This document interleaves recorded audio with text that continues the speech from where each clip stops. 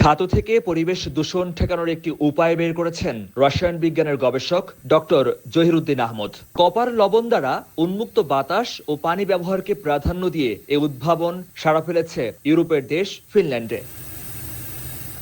Helsinki ইউনিভার্সিটির গবেষক জহিরুদ্দিন আহমদের বাড়ি বাংলাদেশের জামালপুরে। জাহাঙ্গীরনগর বিশ্ববিদ্যালয় থেকে অনার্স মাস্টার্স শেষে পিএইচডি শিক্ষার্থী হিসেবে ফিনল্যান্ডে পাড়ি জমান 2002 সালে।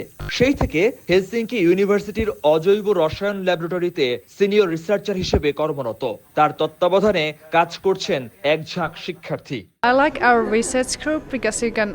দারুণ এক উদ্ভাবনী কাজ করে যাচ্ছেন মিস্টার জহিরুদ্দিন আহমদ। তিনি সেসব আমাদের শেখাচ্ছেন, পরবর্তী প্রজন্মের জন্য মাইল ফলক হয়ে থাকবে।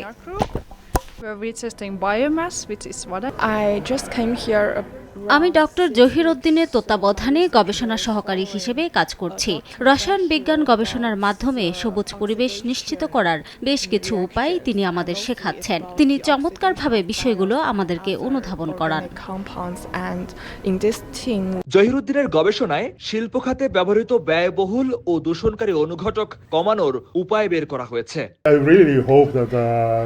ফিনল্যান্ডের রসায়ন খাতে জহিরুদ্দিন আহমদ এক উজ্জ্বল নাম। চমৎকার সব গবেষণা করে তিনি আমাদের তাক লাগিয়ে দিয়েছেন।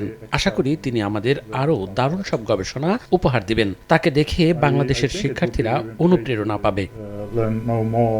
দেশের প্রতি দায়বদ্ধতা তাড়া দেয় জহিরুদ্দিন আহমদকে। রসায়নের বিভিন্ন শাখায় তার চলমান গবেষণার জন্য বাংলাদেশের বেশ কিছু শিক্ষার্থীকে নিয়ে আসতে চান ফিনল্যান্ডে। I don't want to use expensive the chemical materials, and it can be helpful for industry, for pharmaceutical industry. I have planned to do here and Bangladesh.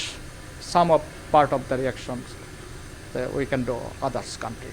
গবেষণার পাশাপাশি প্রবাসী বাংলাদেশিদের জন্য কাজ করছেন জহিরুদ্দিন আহমদ। 2003 সালে তারা বাফফু নামে একটি সংগঠন প্রতিষ্ঠা করেন, যা হেলসিঙ্কি অঞ্চলে অধ্যয়নরত বাংলাদেশি শিক্ষার্থীদের নানাভাবে সহায়তা করে।